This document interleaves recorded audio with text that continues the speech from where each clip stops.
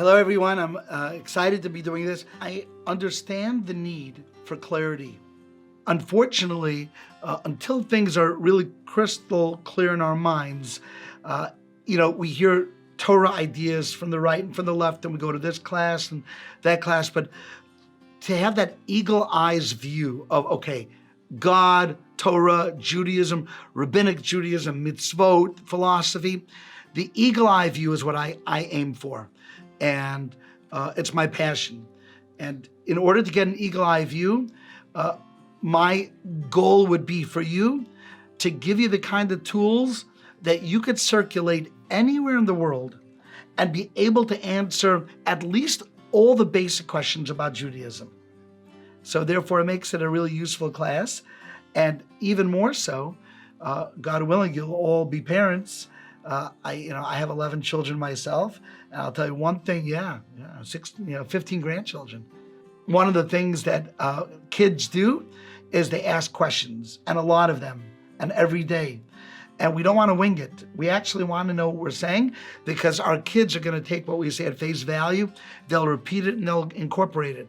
So the clearer we have Judaism, the clearer we have Torah in our minds, the better off our kids will be in terms of their feeling of confidence with Judaism.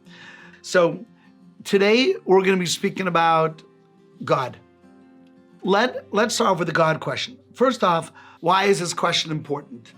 The simple answer is that there is no question in this world more important than the God question. There isn't. I once had a student who said to me, I'm going to work. I said, maybe you should go study a little, learn a little about Judaism. He said, well, I don't know if I believe in God. So I said, stop. He said, stop what? I said, stop everything. He said, what do you mean stop everything? I said, stop what you're doing. Whatever you're doing, you're working, stop working. You're in school, stop school. What you need to do is figure out whether there's a God or not. Why is that important? It's on a very, very basic. I'm always going to stay with logic here, okay? No emotional stuff, just all logic, okay?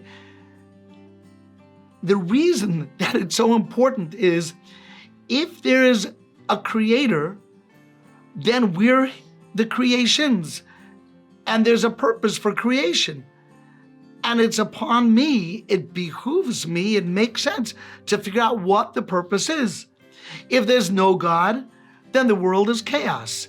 And then I could do what I want when I want it, as long as maybe it's not hurting someone else, as long as, I could feel good about myself when I look in the mirror. Literally everything in this world changes, whether we are designed or whether we're a product of accident. There can be no debate about whether the ramifications of creation versus chaos. So if the world is chaos, it doesn't mean that we have to go around looting and breaking windows and hurting people. There's still a concept that we want to get along, and therefore, you rub my back, I'll rub you. We'll do for each other. We're not going to hurt each other.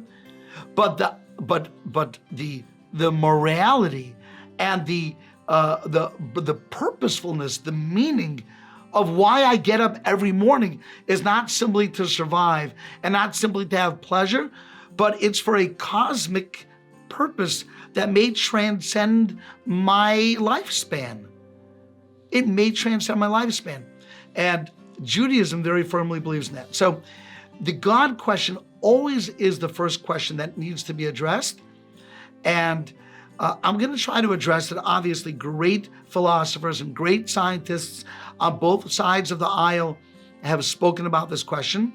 I don't just dabble in the science. I actually study science. I lecture in science. So I'm going to try to throw that in, but I don't want to lose everyone with the science. But a lot of it is that, because the more we understand actually how the world is built, the more indication we'll be able to find whether it is chaos versus design, okay? So I used to be a rabbi at UCLA for many years. And I would stop a student and say, hey, you're Jewish, you're proud of being Jewish, state of Israel, all that stuff. And then I would, sometimes the conversation would go like, okay, are you do you believe in a creator? Now, that's not my pickup line. I don't go around saying, hey, are you a God believer? That would be very missionizing of me, and I'm not. I'm very, very just straightforward. But I'm curious sometimes when we have a conversation, because it is a legitimate question. And usually people say one of three things. Yeah, I do believe. No, I don't believe. Or I'm not sure. I'm not sure. I'm an agnostic. So I'm an atheist. I know there's no God. I'm agnostic. An agnostic can mean I'm 99% sure there is, but I doubt it a little bit. Or I'm 99% sure that there isn't, but I do leave room for a creator in this world. And a believer says, wow, I have enough proof that I believe that the world is created, right? I don't have to see God's nose or ears, if God had nose or ears, to know God exists, but there's enough there for me to see, to understand that there is a creator. Like I'm convinced, okay? Some say I'm not convinced, I'm not sure. Some say I know that there isn't. Now, out of those three possibilities, only one of them would be considered the non-intellectual stance to take. And the non-intellectual stance is which one? That is always going to be the atheist. The atheist is the non-intellectual stance because you never can know a negative. You can never know a negative. I can never know that something doesn't exist. The only thing I can say is I haven't figured out a way to prove that it does exist.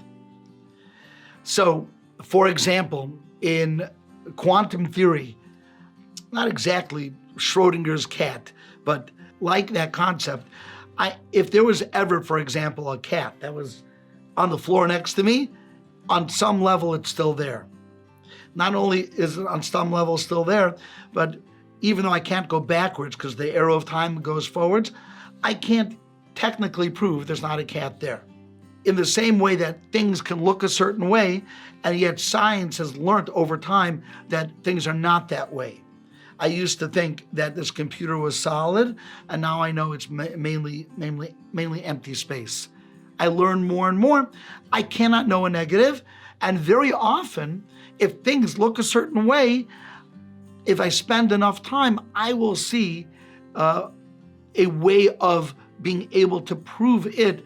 And sometimes science just has to catch up. The technology has to catch up. So to say I am a believer, that's logical. Sometimes I have enough proof to say that, wow, I have a certitude that there is a God. I'll give you a science example of that. Until recently, we've never seen a planet outside of our solar system. Now, does that mean we didn't know a planet exists? No, we know. Not only do we know planets exist, we even know their chemical makeup. We know their mineral makeup. How do we know? We can't see them because planets don't have an independent source of light. They're not a star. So we know planets exist based on the wobble of the star that they orbit. The star wobbling tells me that a planet is tugging on them.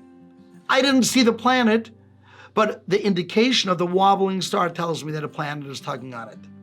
I don't have to see something, but the indication, the ancillary proof, the background tells me that, wow, there must be a planet there. When I say I see enough to believe that the world is not a product of chaos, it means I did enough research to say that based on crunching numbers, there's not enough time in the universe for X, Y, and Z to have been designed chaotically. It seems to show design, and I'm convinced. Or you could say, no, I'm going to leave room for the door open that maybe scientifically we haven't figured out the mechanism, how these things organize themselves. But eventually, maybe 100 years, 1,000 years, 1,000,000 years, who knows how long, but eventually we'll figure it out. But to say, I know there's no God, that's not scientific.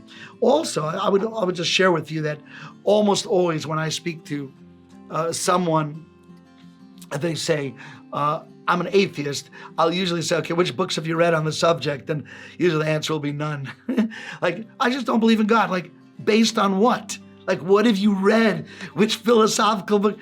Well, I saw a video by Sam Harris, or something. Like, really? You're basing everything that you do in life based on a YouTube video? That's really nuts. So I'm just throwing that out there just to start with. When someone says to you, do you believe in God? The first stance you take is, I'm either not sure, or you could be at the point where you say, wow, I'm convinced. But to say, I know that there's no God, you're in for trouble. You could say that, but then you're a faith believer. That's called a faith believer. Even though it sounds the opposite, I have faith that they're never going to find a way to prove that there's a God. And so then you're a blind faith believer. So atheists are blind faith believers. Okay, so I know it sounds like it should be the opposite, but trust me, that's how it is. That's how we make our decisions in life, either based on circumstantial evidence or I'm not sure. Actually, if we are Jews, one of our names are Yisrael. Yisrael. The word Yisrael comes from the line Kisarisa im Elokim vatuchal. You struggled with the notion of God and you overcame. So it's actually our job to struggle with the God question. And we struggle with it and we beat it up and we keep on studying more because at the end of the day, we know that that's the most important question that needs answering. It is the number one question in life. Does life have purpose, or are you a product of an accident? Okay, I can't stress that enough, but that's why we're beginning this. That's why we're starting with the God question. Okay, now, when I say the word God, I always get into trouble. And that's why very often I will change the word God to creator. And the reason why is, unfortunately or fortunately, you can debate the point, but God and religion in the past has proven both to be somewhat anti-scientific or maybe even against science. And there seems to be sort of this blind faith notion with the word God that's attached. So when I say God, I think, okay, the man in the sky who looks for the beard, sort of like Zeus, right? Or some person ready to strike me down with lightning. And the baggage of the word God makes the word God almost ineligible to be used in this conversation. Very often, if a student says, well, I don't believe in God, I'll say, well, the God that you don't believe in, I don't believe in either. Because you're picturing like a scary guy in the sky. So I don't picture, that's not how I picture it either. It's not a scary guy in the sky.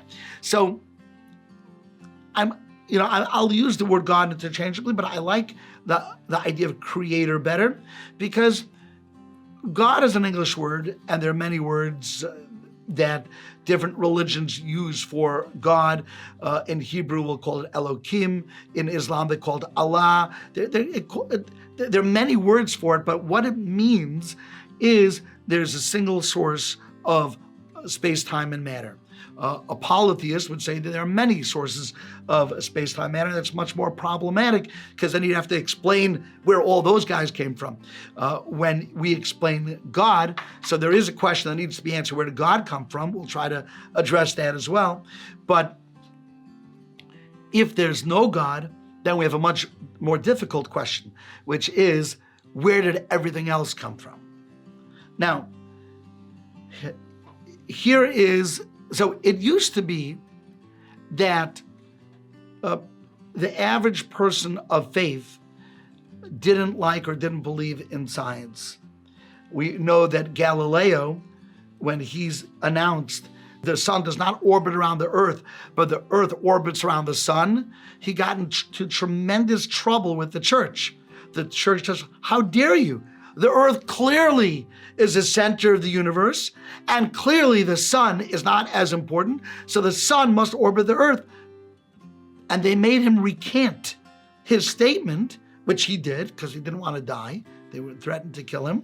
So they said, go back on your words and announce publicly that it is the sun that orbits the earth and not the other way around.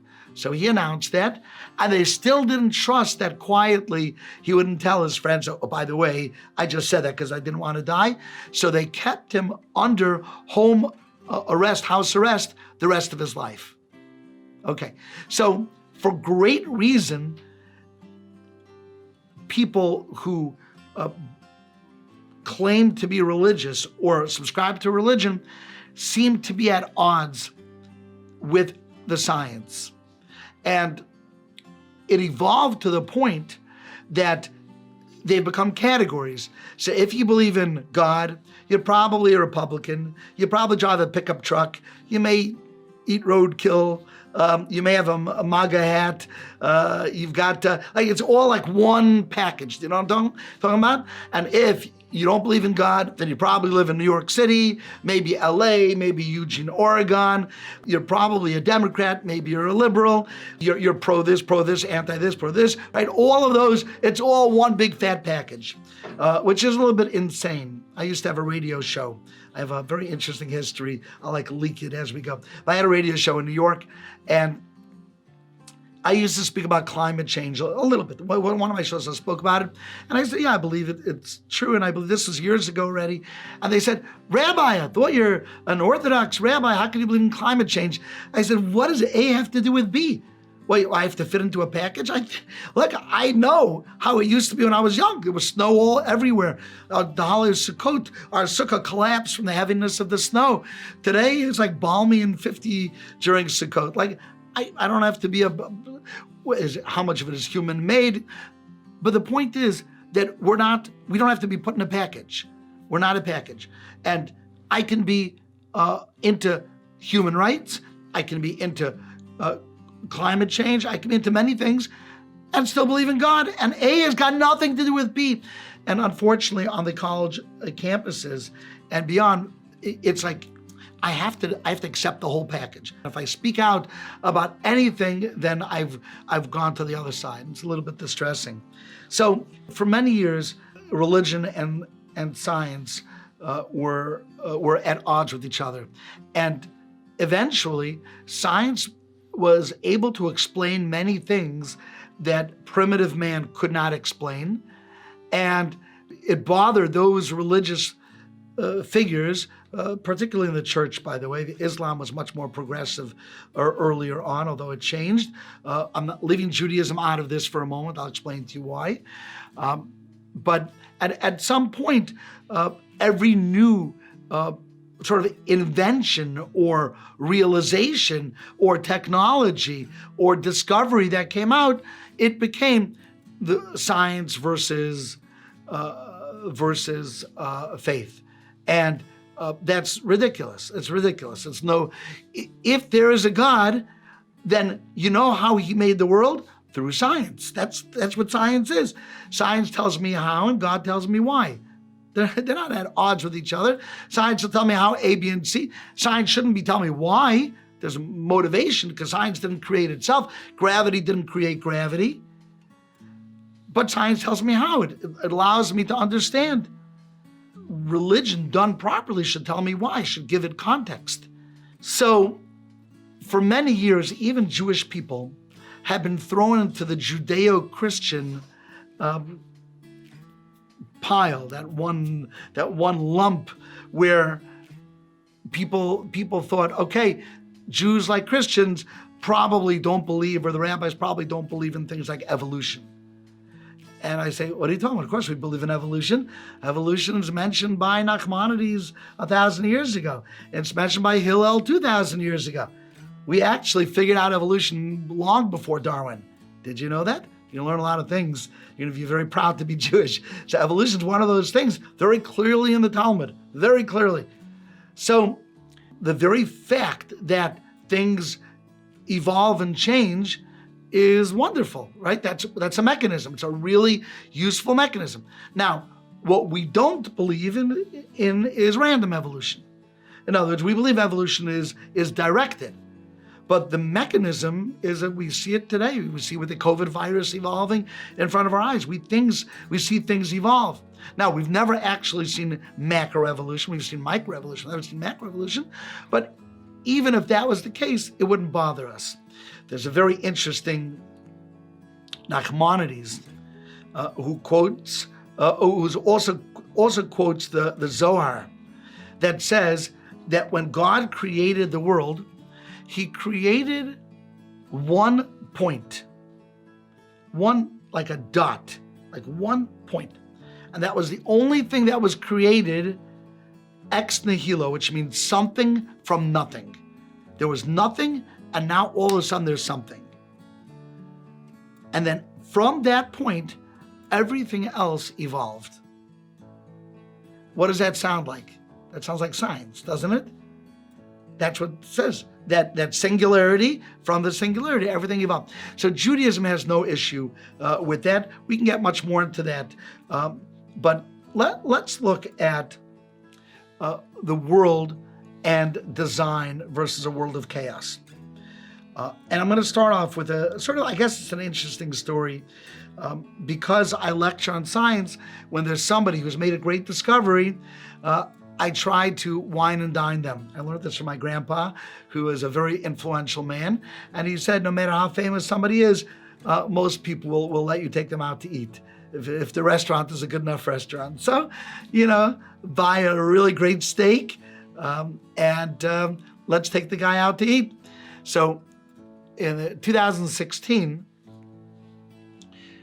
the LIGO lab, there's 3 labs of LIGO, laser interferometer. The LIGO lab was trying to prove Einstein's theory that because space and time are one fabric, you can have a disturbance in space-time, and it's called gravitational waves. So I'm not going to get into it, but essentially, when you've got a great enough disturbance, like 2 major black holes colliding, you could have such a big ripple in space-time that the ripple, like a sheet rippling in the wind, will eventually reach Earth, and we could skip a fraction of a second because the space-time rippled.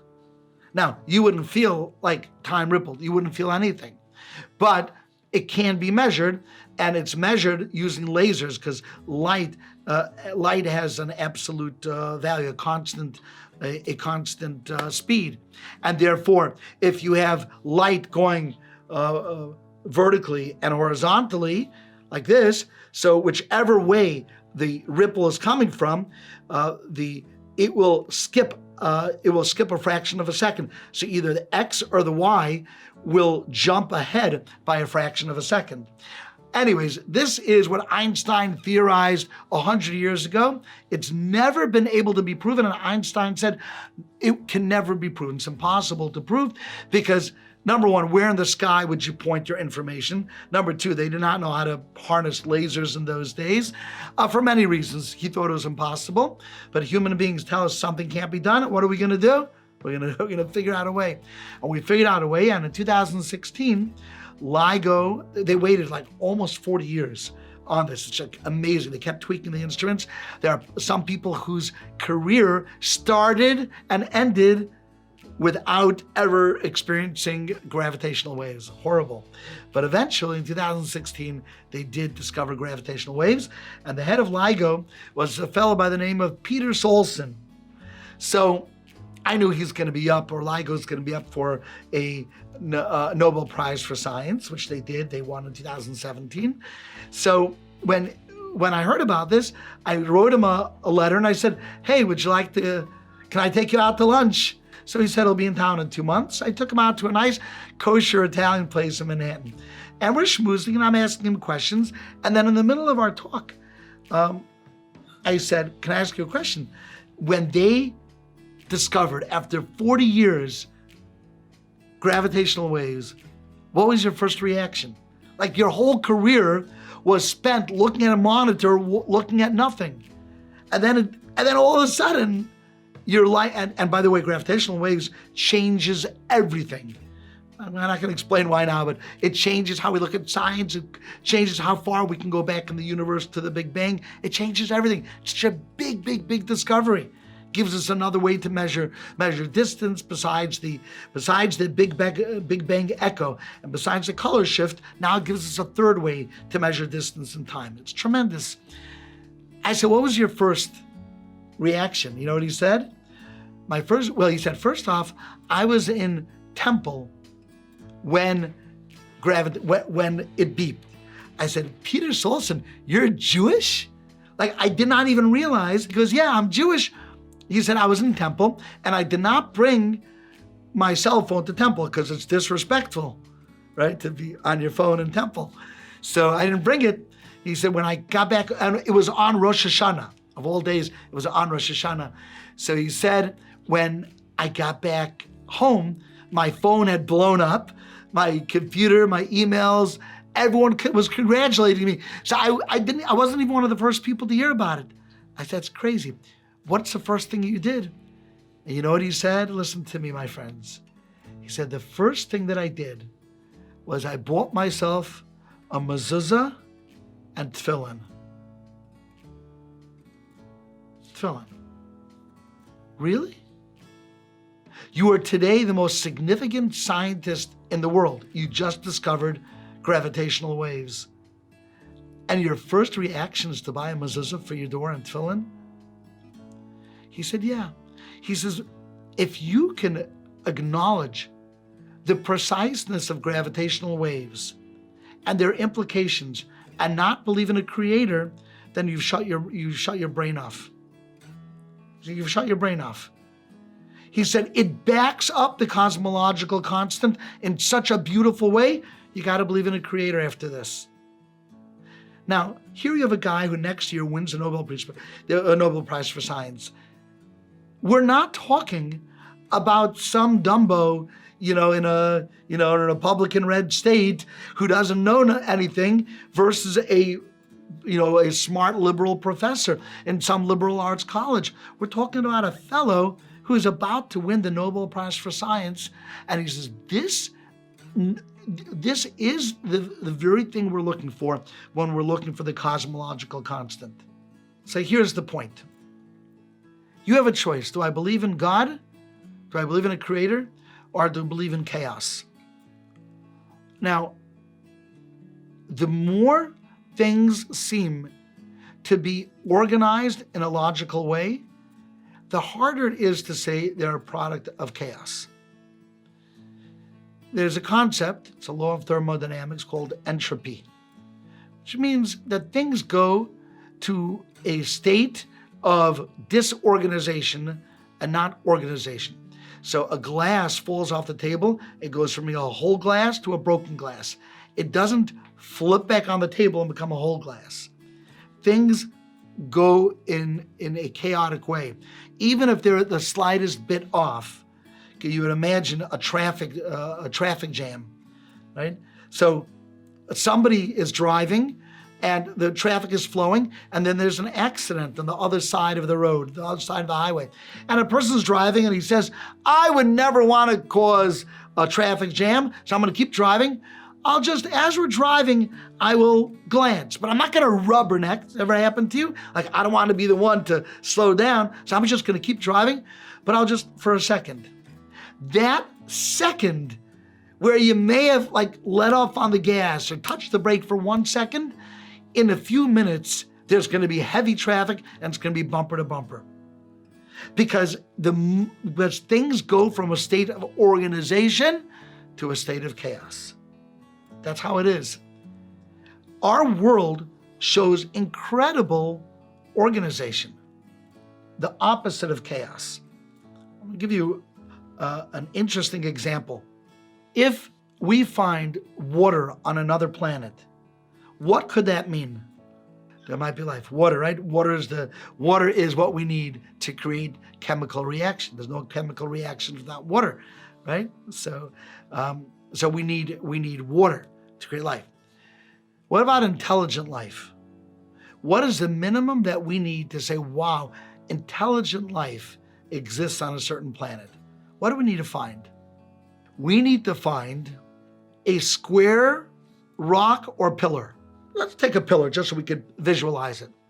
Let's say we were to go onto a planet and find something that is square. A square pillar tells me intelligent life exists. Why? Because there's no squares in nature. A square is not a natural form. It's not a natural design. Many circles. A square is actually a very fiendishly hard shape to create, because you got a 90-degree angle, which four chances in 360. You could have that. But it's a very utilitarian and aesthetically pleasing angle, the 90-degree angle, right?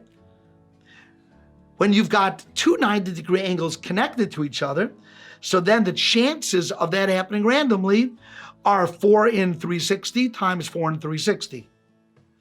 A third one connected, on the bottom, you got to times it by another 4 in 360, and then a fourth one times by another 4 in 360. So it's a very, very, very unlikely. You can go to a stream or a creek. We used to go to the creek when I was young. Used to go rock jumping, rock skipping, and we would look for like the perfect stone. And we had stones that looked, some of them, because of the way the water rubbed against them, they had like a really cool look. None of them were real squares, not an actual square. One's sort of rectangular, they got a little wider at the bottom, but a square is very difficult. So, according to this is a NASA thing. If NASA were to go and find a square, we would say intelligence exists. Now, my friends, what is more complex? A square or a peacock? With a beating heart, with an immune system, with eyes that can see in color, with hearing, with reflexes, or a whale, or DNA, or a human brain? A square rock says intelligence. So when I meet this student and he says, "Oh, I'm an atheist, the world came by chaos," really? Okay, let's how old would the world be according to science? How old are we talking about? How old? So, according to science, and we can speak about what Judaism does with this, but the maximum age of the universe today, maximum, would be 13.75 billion years. Right? That's quite an accurate number scientifically. It's been tested multiple ways, both through the redshift and through the echo. There's multiple ways to figure that number out, 13.75. Now, that sounds like an awful lot of time, 13.75 billion years. That sounds like a huge amount of time. My friends, that's nothing. That's nothing. Our understanding of chaos becoming reality, becoming organized, becoming utilitarian. There's a book called Challenge by Cyril Dahm. He was a physicist, and he challenged, based on our understanding of evolution and random evolution and mutations, how long would it take for one major species to evolve into another major species? Because that's really what evolution says. Major species have changed to major species, right? We and dolphins and whales and chickens and Tyrannosaurus rexes, right? We all evolved. How long would it take for one major species based on random mutation? And the answer is over 1 trillion years. Now, that's a much bigger time. 1 trillion, 1 billion are not like, that's not the next number up. That's just an astronomically bigger amount of time. Again, not to say we don't believe in evolution, right? We're okay. So that's the mechanism that the Creator used. That's great. But the idea that it was guided is where Judaism is coming from. And interestingly enough, evolutionary biologists bump into this quite a bit. Like the Cambrian explosion, where there was very little life, and then all of a sudden, bang, all life came in a very, very short amount of time. And the Cambrian explosion cannot be explained. It can't be explained via our understanding of mutations. Because just to understand, mutations are bad. In general, mutations cause Down syndrome, or they cause pregnancies that are not viable. They cause deformities. Certainly, they're not helpful. And even if a mutation is helpful, that mutation would have to ride on top of another mutation. Mutations are, in general, very micro mutations. So for a species to change to another species would take many, many, many, many, many mutations. So let's get back to the point, not to get too much into the weeds over here. Is there a creator, or is this world chaos? Well, creator would scream design. The world looks designed. Maybe it's amazing that I'm here in an art gallery. I'm just realizing how beautiful. If I told you that all that came by itself, you'd say that's nuts. It's so beautiful. It's so, the waves and the way it's painted and the sunset, and you see the atmosphere, and you see the horizon, and you see, the water, and the water goes up into the clouds, and the clouds are like buckets, and they pull the water over to dry land, dump the water on the dry land, and then the water streams back down to the ocean. Then they evaporate into the buckets called clouds, who then put it back over land and drop it on the land. Like, wow, that's a great, who thought of that amazing system of dropping water onto land by making it evaporate and carrying it in things called clouds that are lighter than air? Why do you need clouds? Well, they're lighter than air. They can carry water so that there's water on the land, so that life exists. So if I would say that this painting is not a product of accident, how much more so the real thing? There was a study, it was done a few years ago, it was on NBC, that was looking into the capacity of the human brain. And really, we have many, many millions of processes going on as we are here listening to this podcast. For example, you're listening, you're decoding the words. You're really hearing just vibrations. That's all you're hearing is vibrations that are coming out of your speaker, and the vibrations are just pressure. And the pressure are going into your ear. They're being magnified. 48 times in your ear, because really I'm speaking very softly, but your ear knows how to magnify it. You got a little stapia in your ear that's gonna blow it up, and your brain knows how to decode it. Everything that I say reminds you of everything you've ever heard in your life, and you're able to access it. And at the same time, you know what you're doing? You're regulating your blood sugar. At the same time, you know what you're doing? Your body is keeping cool. So your inner air conditioner is making sure you don't overheat. And you know what else you're doing? You're not tipping over, because your body is making micro tweaks to your skeletal and muscular system so you don't just collapse. And on and on and on and on and on. We can go on forever. Literally, that's not an exaggeration. All that is going on. How many of these wonderful Macs that I have, how many Macs would it take to process the information of any of your brains? This is a pretty good Mac. It's the new M1 Pro, right? Good Mac. How many of these Macs would it take to equal the processing power of the human brain? And the answer is over 1 million. Over 1 million Macs. You can see it. I have a website dedicated to these things. You can find it. It's a really easy name. It's called Hashem.com. It's a great name. Someone said, what in God's name is that? Hashem. I said, that's the point. Hashem.com. And on Hashem.com, I have the video of the NBC going through what we know about computers today and the brain processing power. It's amazing. So you're telling me that in 13.75 billion years, my brain evolved? The brain is the most fascinating thing in the universe. It's the most complex organism in the universe is a brain, and the most complex brain is the human brain. So in your head, not on some distant planet outside of the Milky Way that we know of, but your brain is the most amazing thing. How many accidents would have to happen for your brain to work? And what does that mean, your brain work? Oh my goodness. Well, how is information sent around in your brain? Information is racing around your brain at over 100 miles an hour, running around, accessing like libraries.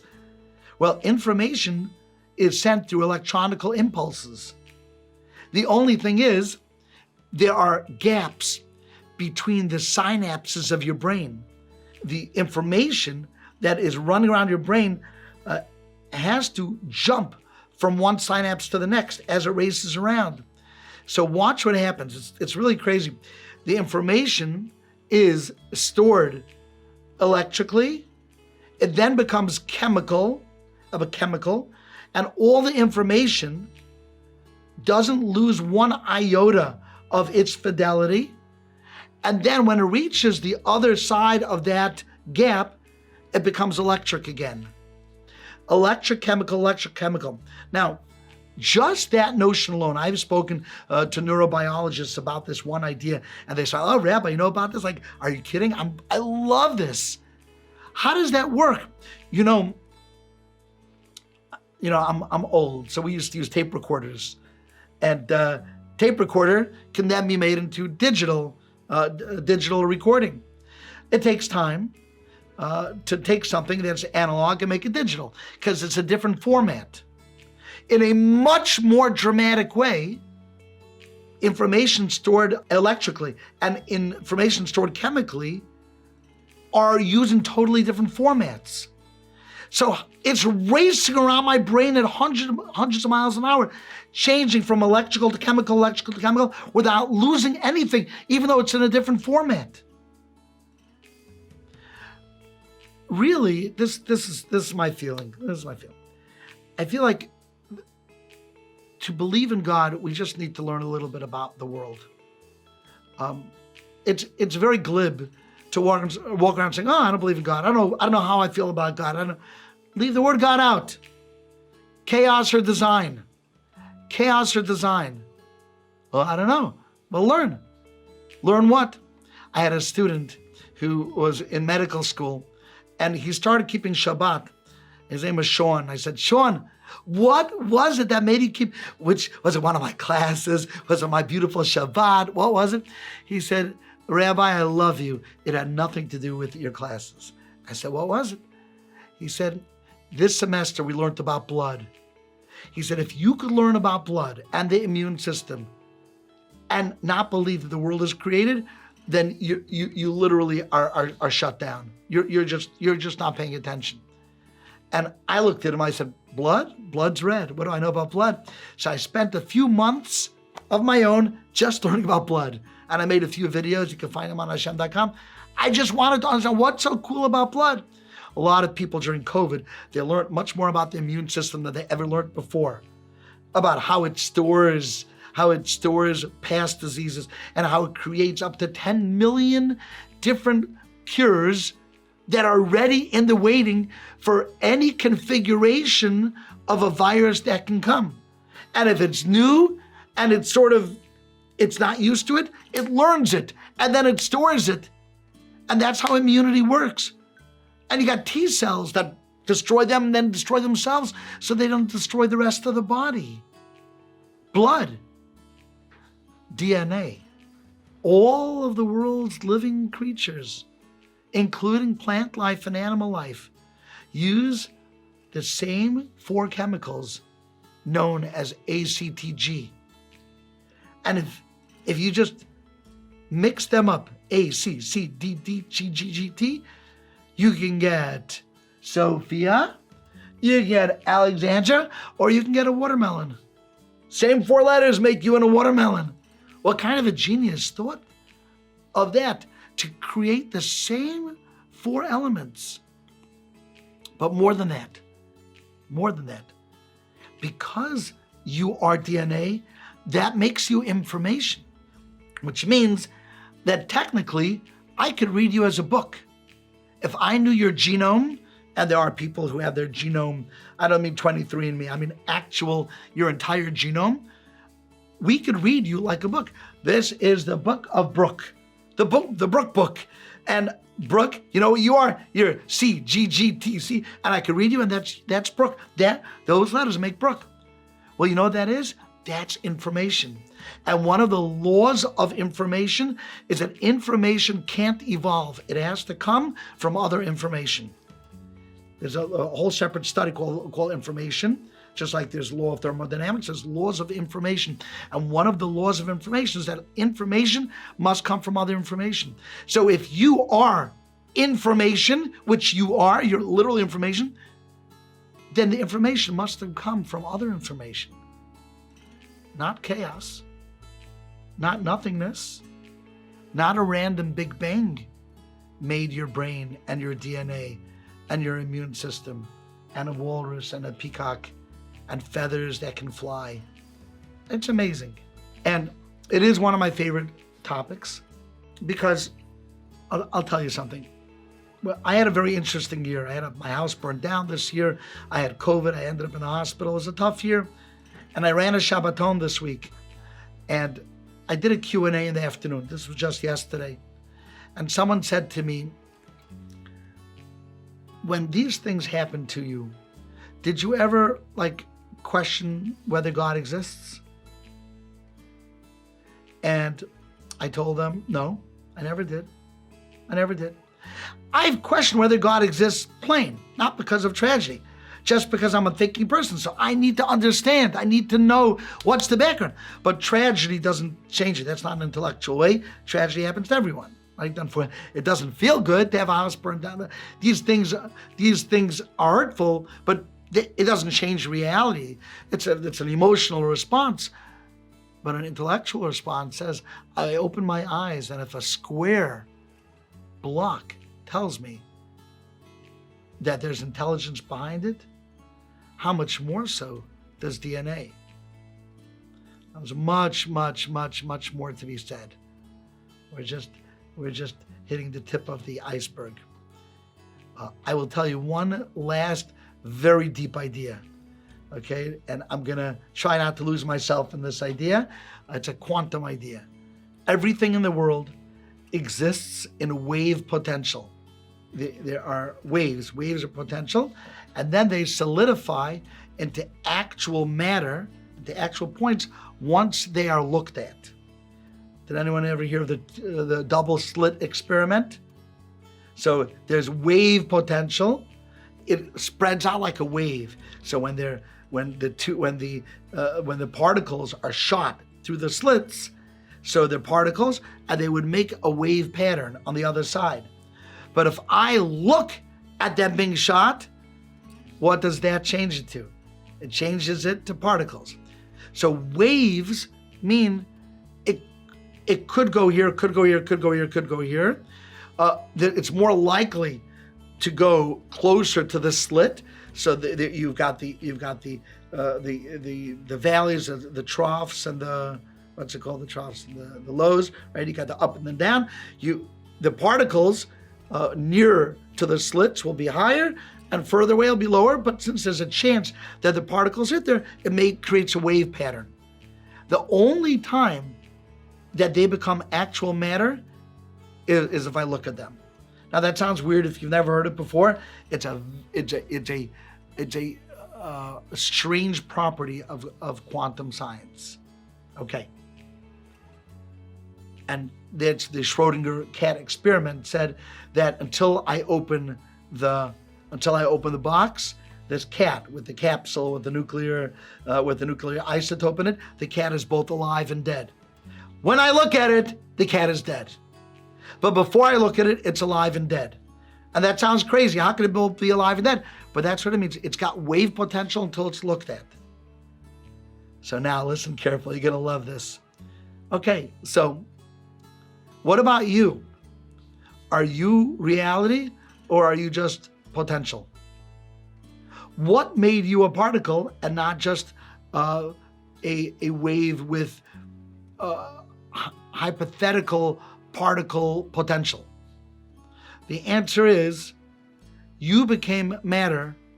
You became a particle when I looked at you. So I made you from potential to reality. So who made me? He made me.